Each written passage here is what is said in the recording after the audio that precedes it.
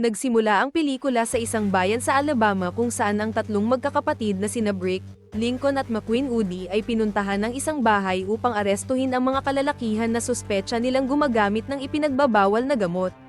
Wala silang takot na akala mo'y sila ang nagpapatupad ng batas sa tinitirhan nilang komunidad. Nang hindi sila pagbuksan ng pinto ay napilitan silang gumamit ng dahas upang makapasok sa target na bahay. Kargado ng sandata ang mga kalalakihan kaya napilitan silang polanan ng bala ang mga ito. Wala silang tinirang buhay sa mga taong alam nilang walang silbi at salot sa lipunan. Habang iniimbestigahan ni McQueen ang loob ng bahay ay may nakita siyang resibo. Napagtanto niya na nagkamali sila ng bahay na pinasok. Gayunpaman, dahil sa presensya ng droga at ilegal na armas sa loob ng bahay ay di sila nakonsensya at kahit papaano ay nabawasan ng kriminal ang nasasakupan nila. Matapos ang kanilang ilegal na misyon ay dumating ang mga pulis sa pangunguna ni Sheriff Henry Millard upang imbestigahan ang insidente. Nagsabi ang deputy na wala man lang ni isang witness ang nakakita sa nangyaring patayan. Agad nilang ibinasura ang insidente at tinuring ito bilang karaniwang karahasang may kinalaman sa gang.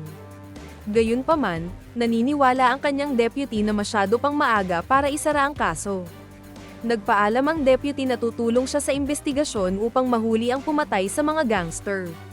Imbis na matuwa ay nagalit ang sheriff na nagsabing trabaho niya iyon at huwag siyang makialam.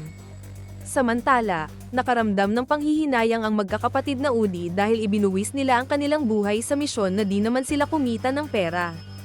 Galit na tinanong ni McQueen kung kailan ba nila maipapagawa ang swimming pool sa kanilang simpleng tahanan. Makalipas ang ilang sandali, isang babae na nagngangalang Celeste ang dumating. Nasa labas si Brick na tinanong kung ano ang kailangan niya. Nagsabi si Celeste na nasaksihan niya ang nangyaring insidente at nandoon siya upang kuhanin ang serbisyo nila bilang bidyalante. Gusto niyang mabawi ang inaanak niyang si Rob na dinukot ng kanyang dating asawa na si Carlos Lim na isang kilalang drug lord. Nag-alok ng $10,000 si Celeste bilang pabuya, ngunit nagsabi si Brick na hindi nila linya ito at bakit hindi siya humingi ng tulong sa mga pulis na libre lang ang serbisyo. Nang taasan ni Celeste ang alok sa $25,000 na may paunang bayad na $5,000 ay natigilan si Brick at niyaya si Celeste sa loob upang pag-usapan ang detalye ng gagawing misyon. Ipinakilala ni Brick si Celeste sa dalawang kapatid at sinabi ang pakay nito. Nagtanong si McQueen kung bakit buhay pa si Celeste kung totoo ngang delikado si Carlos gaya ng sinasabi niya. Bilang sagot, ipinakita ni Celeste ang 3 pilat ng saksak sa kanyang tiyan, patunay ng tangkang pagpatay sa kanya ng kanyang dating asawa noon. Dahil sa ipinakita ay agad nabura ang pagdududa ng magkakapatid sa binibini. Para naman kay Lincoln, ang tahimik na kapatid, hindi niya pinili ang pananahimik. Nasira ang kanyang vocal cords noong siya'y bata pa, kaya't umaasa siya ngayon sa isang voice box device na bumabasa ng mga isinusulat niyang salita upang makapagsalita. Samantala, nakatanggap si Sheriff Millard ng di inaasahang pagbisita mula kay Anthony Reese, isang federal agent mula sa ATF, na interesado sa insidenteng pamamaril kamakailan. Gustong ipabatid ni Agent Reese na tila wala masyadong ginagawa ang lokal na pulisya tungkol sa insidente, na para bang pinipikit na lang ang kanilang mga mata. Binanggit din niya ang magkakapatid na Woody bilang pangunahing sospek, at napansin niyang tila masyadong maluwag ang batas sa kanila mula pa noong mamatay ang maligalig na ama ng mga ito noong sila'y bata pa. Gayunpaman, malinaw na ipinaabot ng sheriff kay Agent Reese na ayaw niyang inuutusan siya, lalo na ng isang nagmamalinis at formal na federal agent. Sa madaling salita, hindi aasahan ni Agent Reese ang pakikipagtulungan ng lokal na pulisya. Sa kabilang bahagi ng bayan, habang patungo ang magkakapatid sa lugar kung saan nila sasagipin ang batang si Rob, napagtanto nila na hindi man lang nila alam kung ano ang itsura nito. Sa dami ng tanong ni McQueen tungkol sa bata ay nainis si Brick at sinabihan ang kapatid na tigilan na ang walang kwentang pagtatanong. Kinabukasan ng umaga, nakatanggap ng tawag ang magkakapatid mula kay Sheriff Millard, na galit na nagtanong kung sino raw ba ang nagbigay sa kanila ng pahintulot para lumabas sa bayan nila. Lumalabas na ang magkakapatid na Woody ay nasa ilalim ng proteksyon ng sheriff, kapalit ng paglilinis nila sa mga salot ng lipunan na hindi kayang tugisin ng pulisya dahil sa mga limitasyon ng batas. Ang mga pagkilos nila ang nakakatulong para mapanatiling mababa ang antas ng krimen sa buong bayan nila. Dahil dito, Hindi sila basta-basta pinapayagan ni Millard na lumabas ng bayan, lalo na't may isang federal agent na sabik gumawa ng pangalan sa pamamagitan ng pag-aresto sa kanila. Kita sa mukha ni Brick ang inis, pero agad niyang sinigurado sa sheriff na small-time na racket lang ang kanilang inaasikaso at babalik din agad sila na walang gulong idudulot. Ipinangako niyang mananatiling lubos ang kanilang pag-iingat. Pagdating ng magkakapatid sa kanilang target, diretso nilang pinasok ang kotse sa loob ng mansyon at agad nilang pinaulanan ng bala ang mga tauhan ni Carlos nang walang pag-aalinlangan. Sa gitna ng kaguluhan, natagpuan ni McQueen si Rob, ngunit laking gulat niya nang madiskubreng isa pala itong binatang may paralysis at may kakulangan sa pag-iisip. Samantala, nang magkamalay si Carlos sa gitna ng nawasak na lugar ay napag-alaman niyang kinuha ng 3 lalaki ang batang si Rob. Galit na galit, ibinunton niya ang sisi sa kanyang bodyguard na si Marty, na inatasan niya ng pagpatay kay Celeste ngunit nabigo. Ngunit ang kabiguan ni Marty ay may mabigat na kapalit dahil hindi basta-basta pinapalampas ng drug lord ang pagkakamali. Balik sa magkakapatid na Udi, habang pauwi ay tumigil muna sila sa isang bar upang magpahinga sa pag-aakalang ligtas na sila sa panganib. Habang nandoon, ginamit ni Lincoln ang voice box upang alawin si Rob. Tila naiintindihan ni Rob ang naririnig sa voice box na nagpangiti sa kanya at nagbigay ng konting kasiyahan sa magkakapatid. Ngunit biglang nag-iba ang takbo ng mga pangyayari nang dumating ang isang grupo ng mga sexing motorcycle rider sa bar. Kaakit-akit ang mga sexing rider na agad nakuha ang atensyon ng magkakapatid. Habang inaaliw ng mga sexing rider ang magkakapatid na Udis ay isa sa mga chicks ang lumapit kay Rob at sinubukang kidnapin ito. Buti na lang ay agad napansin ni Lincoln ang panganib. Tinulak niya palayo ang mga nangaakit na chicks, dahilan upang magsimula ang marahas na sagupaan. Ibinunyag ng mga rider na sila ay ipinadala upang patayin ang mga Udi.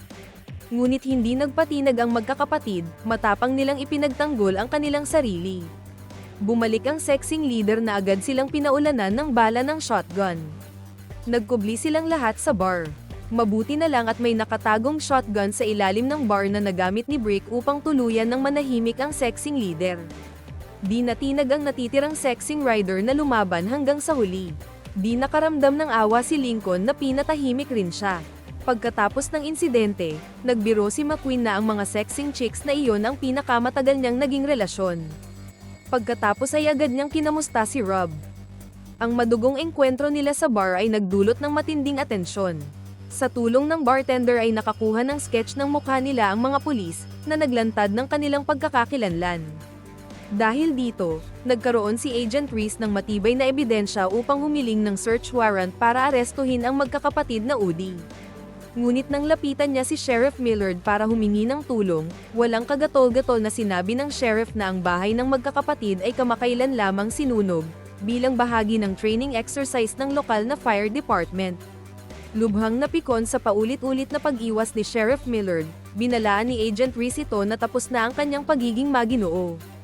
Ipinahayag niya na handa na niyang harapin kahit sino mang humarang sa kanyang layuning madakip ang magkakapatid na Udi. Samantala, tumigil muna ang magkakapatid sa isang gasolinahan upang magpakarga ng gasolina. Habang si McQueen naman ay isinama si Rob sa convenience store, binilhan niya ito ng laruan na baril na agad ikinainis ng cashier. Ipinaliwanag ni McQueen kay Rob na tuwing may bubuksan ka sa tindahan ay kailangan mo itong bayaran. Biniro pa niya ang bata na hindi niya natutunan ang aral na iyon noong bata siya, at napilitan siyang matutunan ito sa pulis na humuli sa kanya. Sa labas ay tinawagan ni Brick ang nag-aalalang si Celeste. Inamin ng binibini na nagkamali siya nang hindi tuwirang hiniling na patayin si Carlos. Ngayon ay napagtanto niya na hindi titigil ang dating asawa hanggat hindi na ibabalik si Rob. Upang ipakita kung gaano kahalaga si Rob, isiniwalat ni Celeste ang isang nakakagulat na katotohanan. Ang mga magulang ni Rob ay milyonaryo bago sila pinatay ni Carlos. Nadiskubre niya rin na lihim palang inaayos ng dating asawa na maging legal na tagapag-alaga ni Rob. Sa oras na tumuntong si Rob sa edad na 18, mamamana niya ang napakalaking kayamanan. At ilang araw na lang ang nalalabi bago ang kanyang kaarawan. Kaya naman hindi titigil si Carlos hanggat hindi niya nababawi ang bata upang mapasakamay niya ang kayamanan nito. Tinawagan din ni Brick ang sheriff para humingi ng tulong. Gayunpaman, sa pagkakataong ito ay binalaan sila ng sheriff na huwag munang bumalik sa bayan nila sa Alabama. Dahil sa matinding pressure mula kay Agent Reese na may matibay na ebidensya, mapipilitan siyang arestuhin sila kahit ayaw niya. Habang nagmamaneho, patuloy si McQueen sa kanyang nakasanayang pagbibiro at walang kwentang pagtatanong na nagpainit lalo ng ulo ni Brick. Napikon siya at sinubukang hamunin ng suntukan ang kapatid. Inamin ni Brick kay McQueen ang patong-patong na problema na kinakaharap nila. Nagsabi daw si Celeste na walang saysay ang pagtakas nila dahil wala na silang ligtas na lugar na matataguan. Hindi sila titigilan ng drug lord na si Carlos upang bawiin ang bata. Iminungkahi ni Brick na isuko na lang si Rob upang maiwasan ang mas matinding panganib. Bagamat napalapit na si McQueen kay Rob, mas pinipili niyang protektahan ang sarili nilang pamilya kaysa isugal ang lahat para sa iba. Ngunit mariing tumutol si Brick. Ibinunyag niyang naaalala niya kay Rob ang kanilang bunsong kapatid na may kapansanan rin. Araw-araw itong sinasaktan ng kanilang ama hanggang sa tuluyan itong namatay.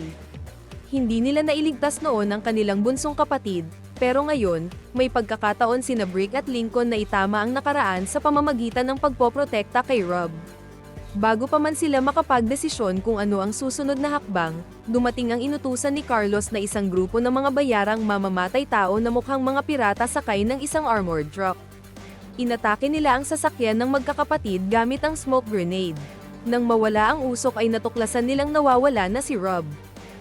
Hinabol nila ang armored truck at nagkaroon ng marahas na bakbakan. Pinaputukan ng magkakapatid ang armored truck ng sunod-sunod. Sa gitna ng kaguluhan, palihim na sumakay si Lincoln sa truck at pinabagsak ang mga bandido gamit lamang ang kanyang mga kamao. Bagamat nakulatan ni Lincoln ang mga bandido, nagtamo naman siya ng matinding pinsala sa katawan. Sa pagkasira ng kanilang sasakyan, napilitan ang magkakapatid na ipagpatuloy ang kanilang paglalakbay ng naglalakad, bit-bit si Rob. Isang puting van ang hinintuan sila at nag-alok ng tulong. Bagamat may alinlangan sa simula, napapayag din ang magkakapatid nang mapansin ng nurse sa loob ng van ang mga sugat ni Lincoln at iginiit nitong kailangan niya ng agarang medikal na atensyon. Samantala, ipinagpatuloy ni Agent Reese ang kanyang investigasyon. Habang sinusuyod niya ang mga archive sa pampublikong aklatan, nakakita siya ng isang nakakabiglang litrato ni Sheriff Millard kasama ang 3 batang lalaki, ang magkakapatid na Udi. Hinarap ni Agent Reese si Sheriff Millard at ipinakita ang ebidensya ng kaina-hinalang mga withdrawal ng pera mula sa pondo ng pulisya. Ayon sa tala, ginamit ang perang ito upang bayaran ang magkakapatid na tumutulong sa pagtugis sa mga kriminal. Mabuti man ang hangarin ng sheriff, alam niya na nilabag niya ang batas at pwede siyang makulong dahil dito. Inalok ni Agent Reese si Millard ng isang kasunduan upang mabawasan ang parusang ipapataw sa kanya ng batas. Ipinangako pa ng ahente na makikita pa ni Sheriff Millard ang graduation ng kanyang apo kung makikipagtulungan siyang maaresto ang 3 magkakapatid. Hindi natakot ang sheriff sa banta ng ahente bagkus ay sinabi niyang pupuntahan niya ang kinaroroonan ng magkakapatid at siya mismo ang aaresto sa magkakapatid na Udi. Balik sa magkakapatid, napapayag nila ang nurse na ihatid sila sa isang abandonadong gusali sa Mississippi, kahit papilit nitong sinasabing kailangan ng madala sa ospital si Lincoln.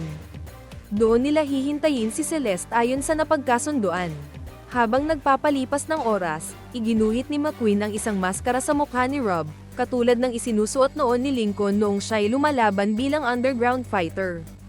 Tinawag niya itong binyag at opisyal na tinanggap si Rob bilang bahagi ng pamilyang Udi. Iniabot pa niya rito ang isang baril. Habang inaayos ang kanilang mga sandata, nag-isip ng malalim si McQueen at nagtanong kay Brick kung bakit kaya nilikha ng Diyos ang mga gaya ni Rob. Tahimik na sinagot ito ni Brick na hindi niya tinatanong kung bakit nilikha ang gaya ni Rob kundi bakit nilikha ng Diyos ang mga taong katulad nila. Maya-maya pa ay dumating si Celeste. Hindi niya alam na may nakaambang panganib habang ipinaparada niya ang sasakyan. Biglang umalingaw-ngaw ang putok ng mga baril mula sa kagubatan. Kasunod ang mga palasong tumama sa paligid. Dito na ibinunyag kung sino ang bagong kalaban, isang grupo ng mga Native American na mamamatay tao na inupahan ni Carlos. Sa gitna ng putukan ay nakatuon si Brick sa pagprotekta kay Celeste. Sumugod na rin si McQueen upang tulungan ang kapatid at mapigilan ang mga bandido. Nagtulungan sila upang makuha ang mga bala at sandata sa kabilang bahay. Gayunpaman, nadali si McQueen ng palaso dahilan upang makaladkad siya ng kalaban. Samantala, natagpuan ng leader ng grupo si Rob.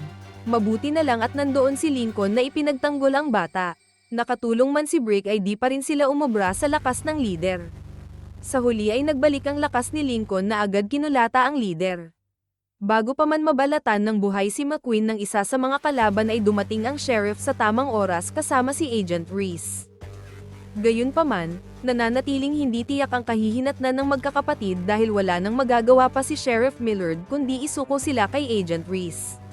Habang dinadala na sila, nagkunwari ang magkakapatid at gumawa ng kwento. Kinidnap daw nila si Rob kapalit ng ransom. Ilang saglit pa ay dumating ang isang opisyal na binati ang kahusayan ni Agent Reese sa pakikialam sa krimen sa kanilang teritoryo. Sinabi ng opisyal na magre-request siya na si Agent Reese na ang papalit na mamuno sa lugar na iyon. Napakamot ang agent dahil alam niya sa sarili niya na ang lugar na iyon ay kuta ng mga kriminal. Hindi niya matanggap na malaki ang tulong ng magkakapatid na bidyalante sa kapulisan. Ang insidenteng iyon ang nagbigay daan kay Celeste na mailigtas at maitagong ligtas si Rob. Bago maghiwalay ng landas, sinabi ni McQueen kay Rob na isa na siyang udi at mananatiling miyembro ng pamilya nila. Gamit ang voice box ni Lincoln, nagpasalamat si Rob sa kanila, isang palatandaan na natutunan na niya itong gamitin. Bago sila ipadala sa kulungan, sinabi ni Sheriff Millard sa magkakapatid na ipinagmamalaki niya sila ano paman ang kahihinatnan ng investigasyon. Sa sumunod na eksena, nakatanggap ang drug lord na si Carlos ng isang hindi inaasahang package mula kay Celeste. Nang buksan niya ang package ay bigla itong sumabog. Pagkalipas ng 57 buwan ay nakalaya na ang magkakapatid na udi mula sa kulungan. Nakatanggap sila ng sulat mula kay Celeste, kalakip ang ipinangakong gantimpalang $25,000 at isang bagong truck bilang regalo mula kay Rob na ngayon isa ng milyonaryo. Muling tangan ng kanilang kalayaan, bumalik ang magkakapatid sa kanilang paraan ng pagkuha ng katarungan, brutal ngunit makatarungan, sa nalalaman nilang paraan.